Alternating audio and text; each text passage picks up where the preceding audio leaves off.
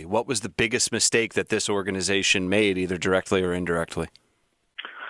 I think the biggest mistake was thinking the championship window was open longer than it really was.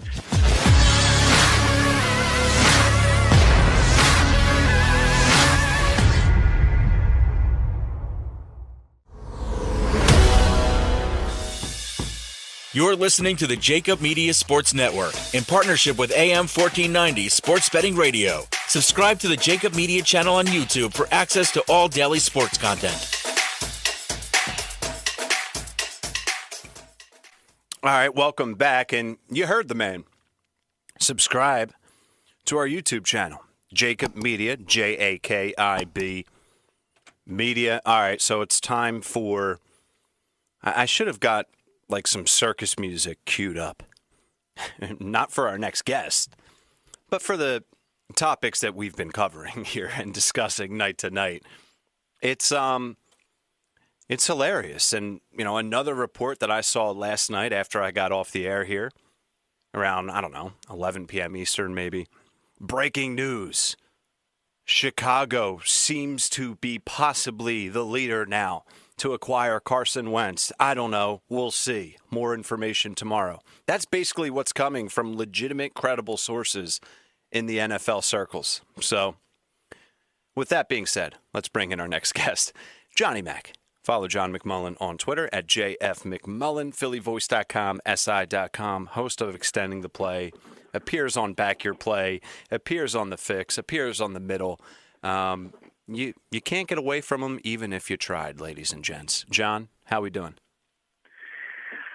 Doing well. Yeah, I hope people aren't trying to get away, but you never know. No, they're not. I was just trying to illustrate that you're everywhere, which is a good thing. So, all right, before we get into the Eagles stuff, and we're starting this conversation a little bit early, about a minute or two early, what was your thoughts on Ben Simmons last night? And I'll give you mine, and you can react. This is what I opened up with.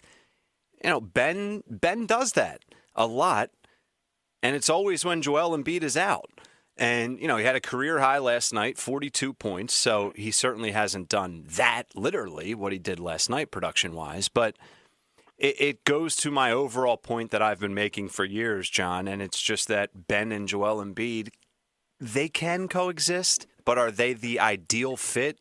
No, absolutely not. No, I think, you know, it depends how you look at it. I look at this team and I say, and I've said it for a while, they're built for the regular season. They're going to win a lot of games. I mean, because they're just talented. They have better players than most teams are going to face. And then as you get to the playoffs and as you get to better teams, as you get to game planning and shifting, making adjustments from game to game, we've seen this movie. What are people going to do? They're going to lag off Ben Simmons. They're going to create a glut in the half court for Joel Embiid, and it just becomes really, really difficult.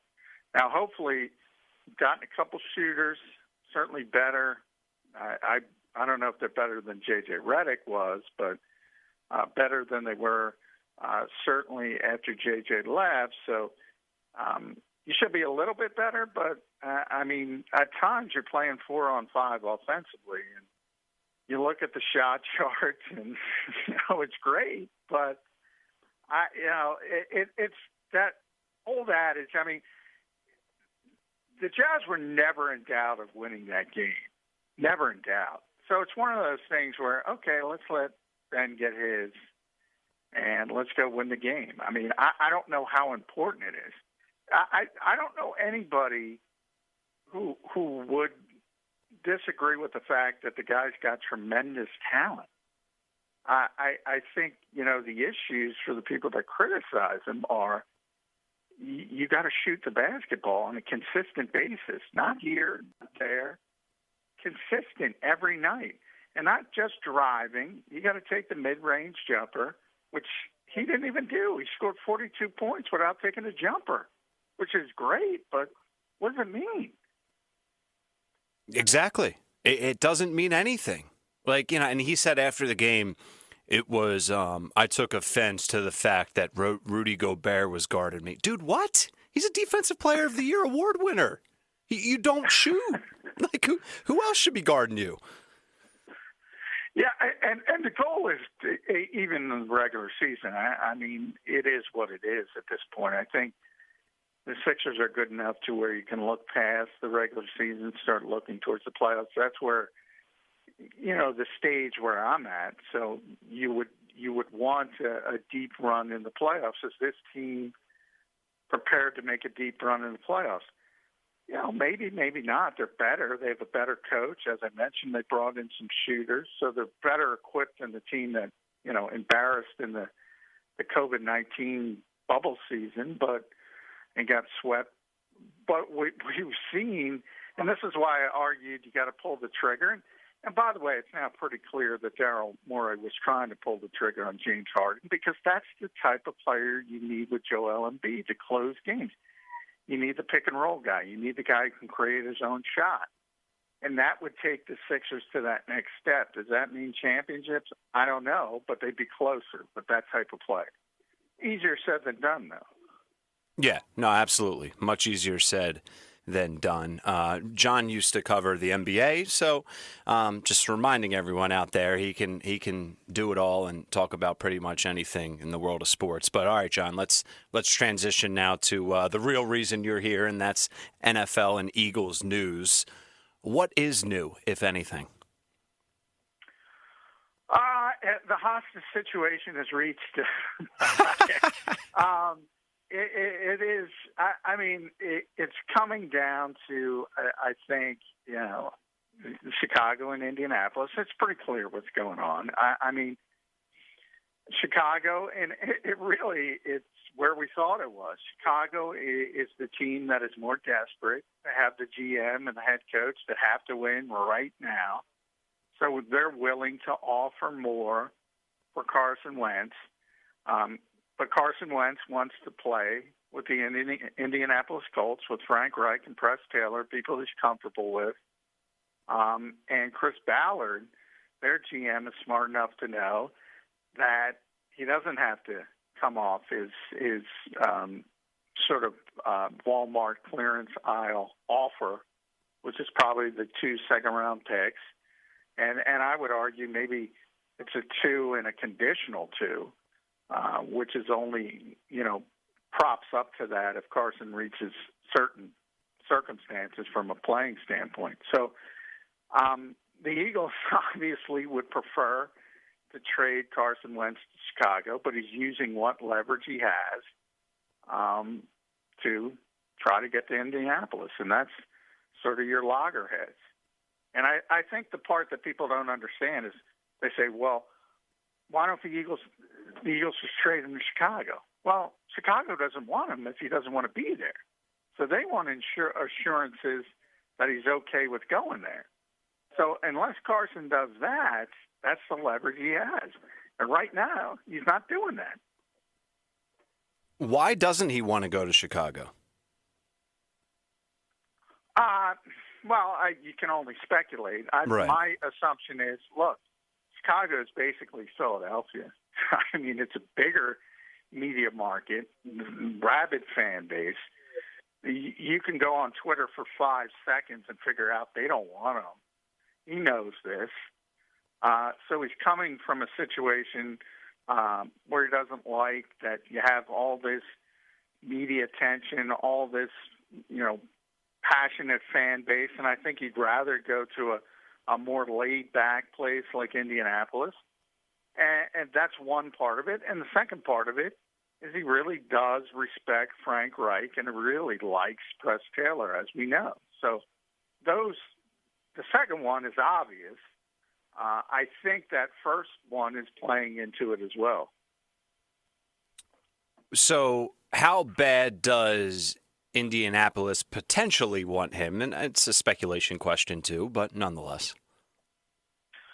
I think, Frank wants him. I think they believe they can turn him around, and so does Chicago. And it seems like John DeFilippo's on board. And remember, John did the best job with him when it comes to the mechanics and the fundamentals.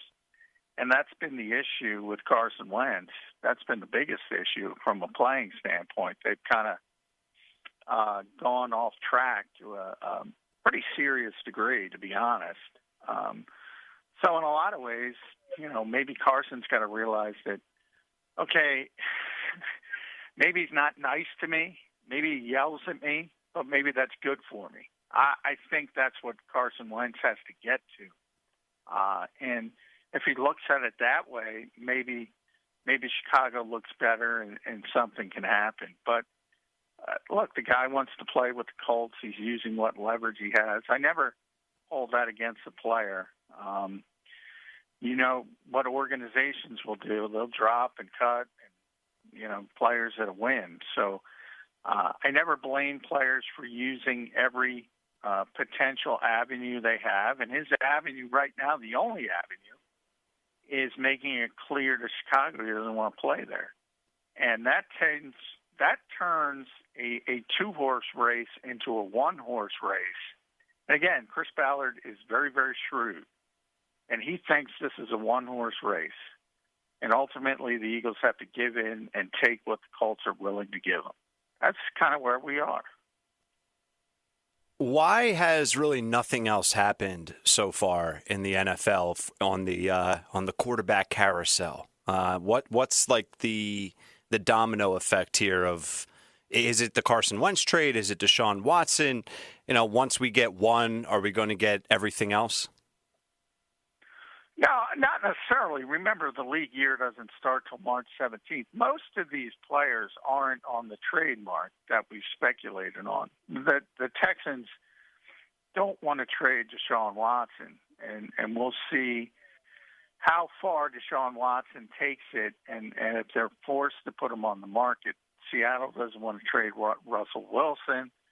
And then as you go lesser down the pecking board, Minnesota, Mike Zimmer claims he doesn't want to trade Kirk Cousins.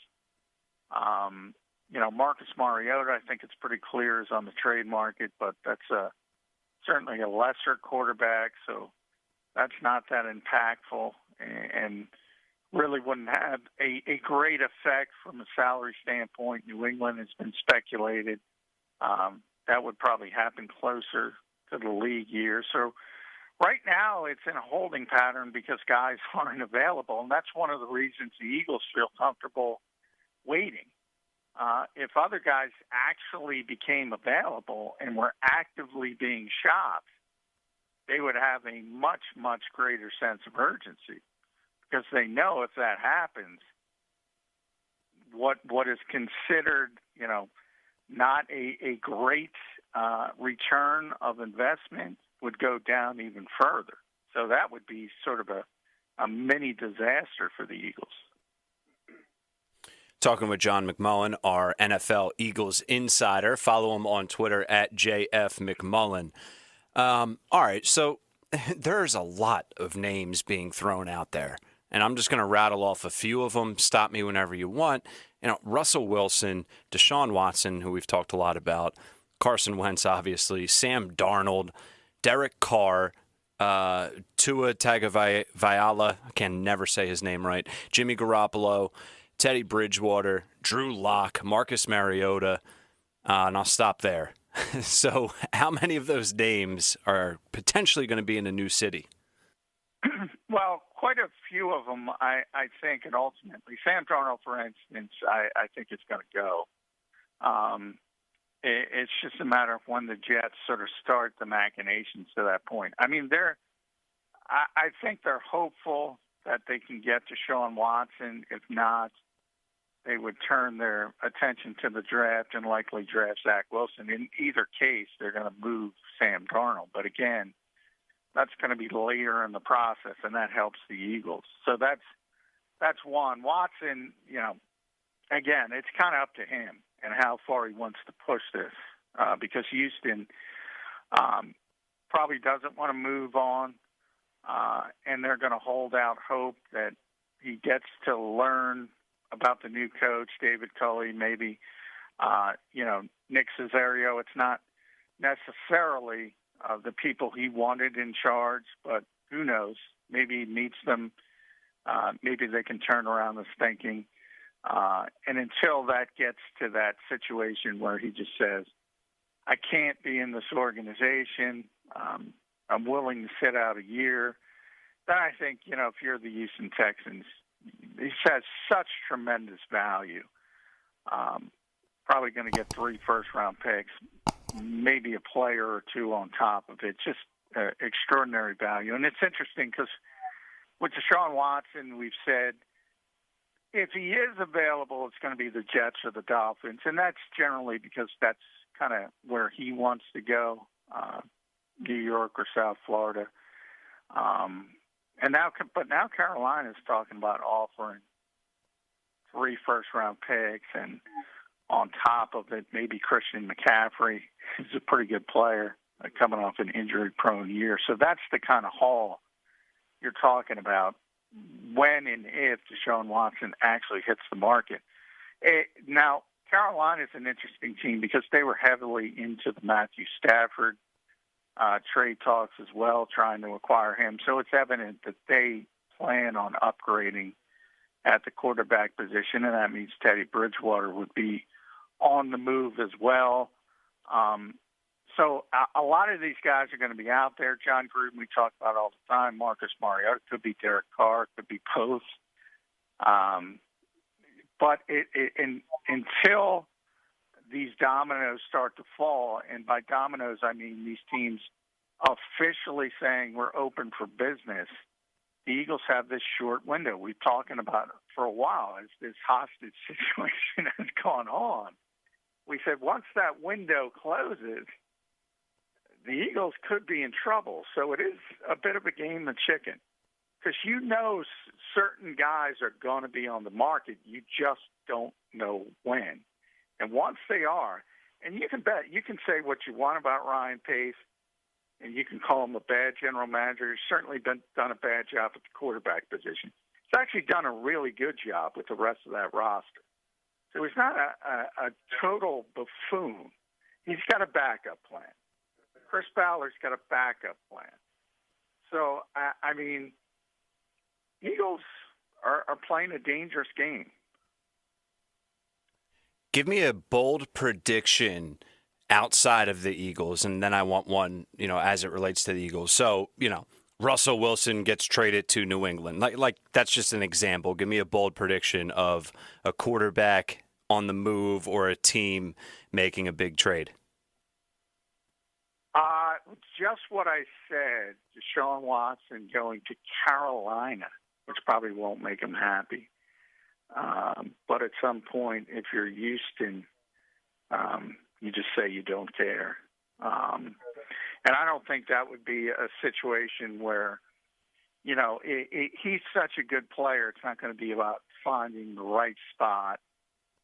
They're just going to say, okay, we'll take 3 first-round picks. We'll take Christian McCaffrey. Thank you very much. Ultimately, I think that's going to be the biggest earthquake in the NFL this offseason. Russell Wilson's not going anywhere. And I think you'll have a lot of lesser impacts. I still think there's a good chance Jimmy Garoppolo is out in San Francisco. I think there's a good chance Derek Carr is out in Las Vegas. I really do. So there's going to be a lot of movement. But by far, I think Watson's going to be the biggest one. What did Christian McCaffrey ever do to the Carolina Panthers? Nothing except he got hurt last season. And you know how this league is with running backs once they get hurt. And he's got an enormous contract.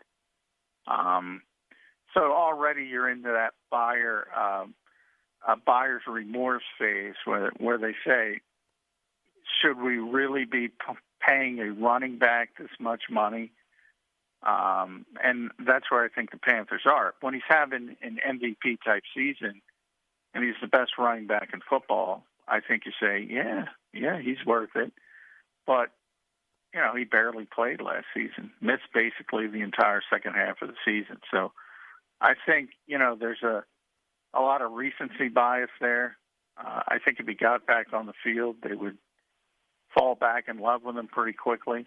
But it is a running back, and it is fair to say that's not as important as quarterback. All right, let's get your bold prediction for the Eagles. That could include Carson Wentz comes back. That could include Wentz and Hurts are not here for week one. Something along those lines.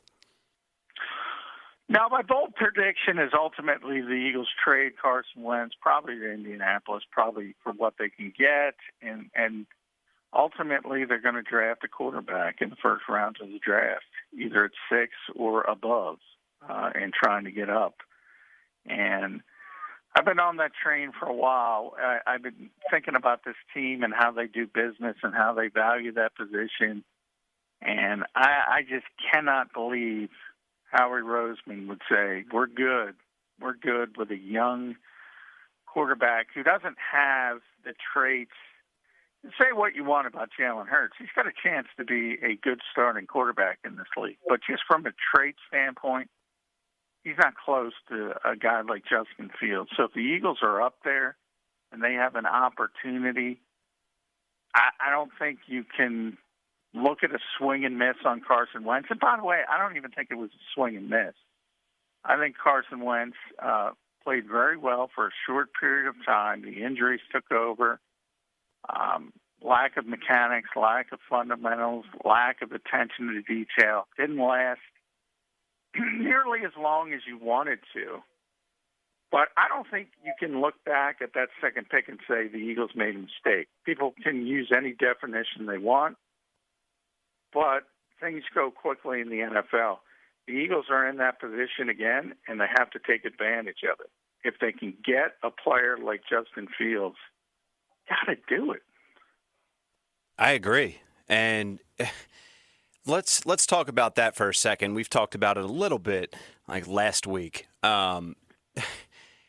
What do they do now if they don't trade up and if they just have the number 6 pick and they end up getting a quarterback there for whatever reason, whatever crazy ends up happening potentially?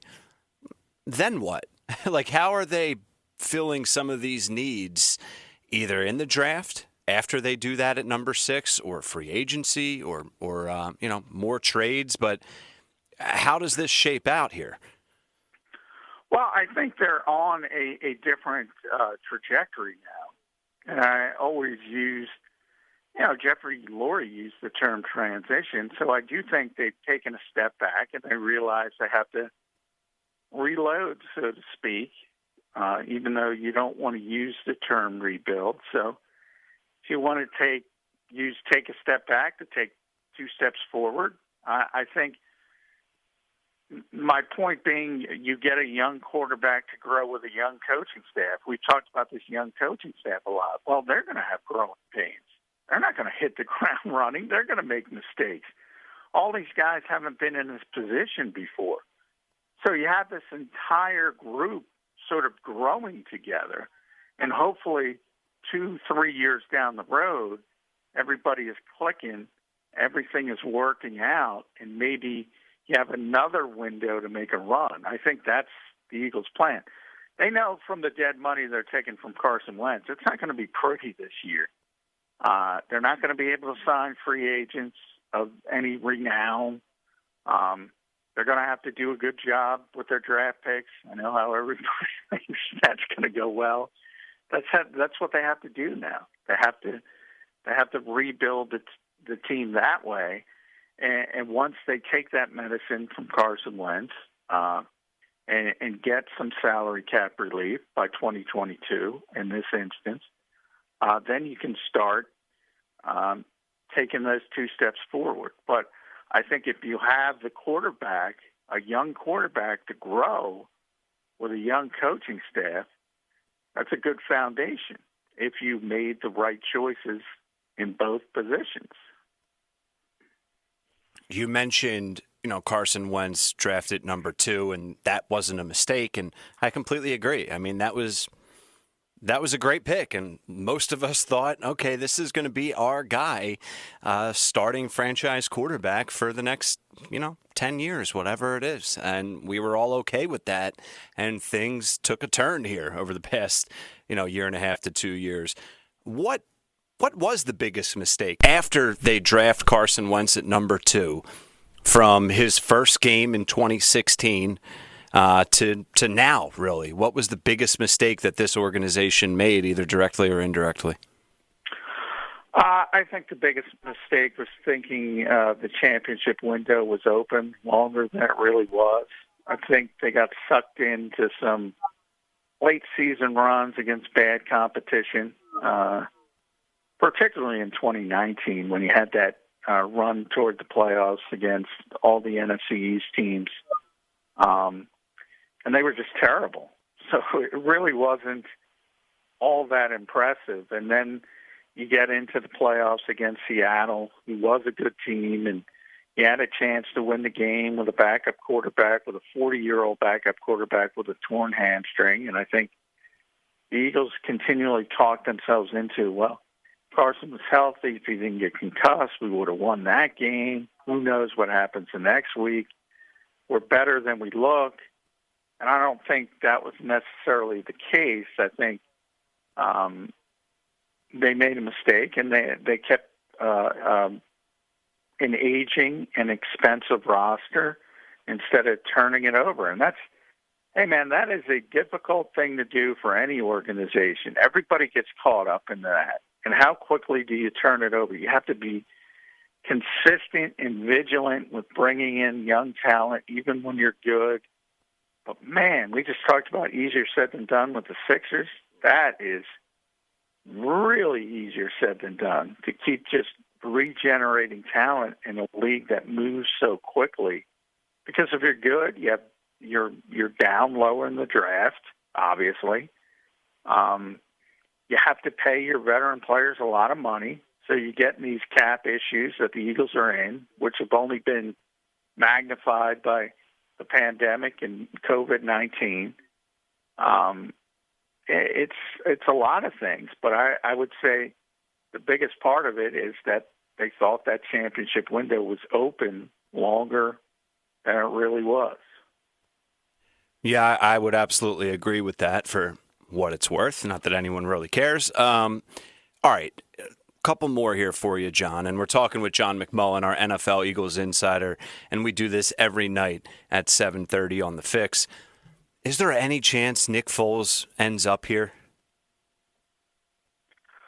I think there's a small chance. I mean, if you, again, we talked about the trade, and Carson's trying to steer it to Indianapolis. So right, just if it ended up with Chicago. Yeah. It would have to start with Carson agreeing to go to Chicago. It would have to, come with the assumption that the Eagles aren't going to draft a quarterback, and I don't know if they want to be in that position. And then also, I think, it would be really difficult if you're going to say, yes, Jalen Hurts is our starting quarterback. We're not going to worry about drafting a quarterback. I don't know if I'd want Nick Foles as his backup, because that would create tremendous pressure on the kid. I think he could handle it. I think he's mentally tough enough to handle it. But I just don't think it would put him in the best situation. So you never say never. And, he might get cut in Chicago, and the Eagles might just pick him up as a backup quarterback anyway down the road. But so you never say never. He's a very good backup quarterback. But I think they should look in other directions for all those reasons. I think it would be idiotic for what it's worth. Like, you're trying to move on from this quarterback drama, and you're never going to move on. We're always going to have the magnifying glass on the quarterback position in Philadelphia. But to bring Foles back into the building, I just don't know what you're accomplishing if you're the Eagles and you do that right now. Well, they're kind of tone deaf on the backup quarterback situation. They never understood, which kind of shocked me, why the Jalen Hurts pick probably wasn't a good idea. And maybe the starting quarterback was eyebrows were raised. And I think it would be the same situation again, because in their mind, remember, what you're talking about is talk radio fodder and fan fodder. And yes, if Jalen Hurts has a bad game, they'll want Nick Foles as the starting quarterback. But in the Eagles' mind, it's not like that. They would be bringing him in to be a backup. They love Nick. He's a great person. He's a great backup quarterback. He doesn't create waves. So from their perspective, they're not looking at it like that. They're just saying, this is the backup quarterback. He's a really good backup quarterback. But I agree with you. You can't be that tone deaf. You have to realize what's going on outside the building as well and how that could affect a young quarterback. But while I say that, I also think, one thing I know about Jalen Hurts is he's mentally tough. He's not going to check out. And you could argue that Carson Wentz was really affected by that, by the drafting of Jalen Hurts. I don't think Jalen Hurts will be devastated by Nick Foles being back here. I really don't. I just don't think it's in his nature. Yeah, I agree. And, that's strictly just about the organization and the fans and the media if Nick Foles were to come back to Philadelphia, but I don't think it would impact Jalen Hurts either. So, all right, good stuff, John. John and I do this, like I said, every night at 7:30 here on The Fix, and make sure you follow John at JF McMullen on Twitter. PhillyVoice.com and Sports Illustrated at SI.com is where you can find all of John's written work. Extending the Play every Saturday at 10 a.m. right here on AM 1490. John, what's the next article you're working on for either of those platforms? Tomorrow in Philly Voice, I'm going to talk, actually Thursday in Philly Voice, I'm going to be writing about the coaching staff and how young it is, how inexperienced it is. And I talked to Colin Thompson about that. So he had some interesting things to say as a 27-year-old player. So I'm going to write about that and just through the eyes of an NFL player, how they look at, coaches who are basically the same age. In the case of the Eagles, they have Nick Rollis, who's the exact same age as Colin. You have Michael Clay, who's 29. So it's an interesting take on young coaches versus the Bruce Arians of the world, the Andy Reids, the Bill Belichick, the guys who have real cachet and what the difference is. So I think people will be interested in how players look at that. All right. Good stuff. Be on the lookout for John's new article, and we'll catch up with John tomorrow at 7:30. Hold on here. It's going to... All right. I put that on pause. So we're going to take a break. Thanks again to Johnny Mack for jumping on board with us. We're going to get into the top of the hour VSiN update, much more still ahead. I want to talk more Eagles, react to a lot of the topics that John and I just discussed, more Sixers and Ben Simmons talk, and the phone lines are open. I want to hear from you guys out there, 609-445-1490.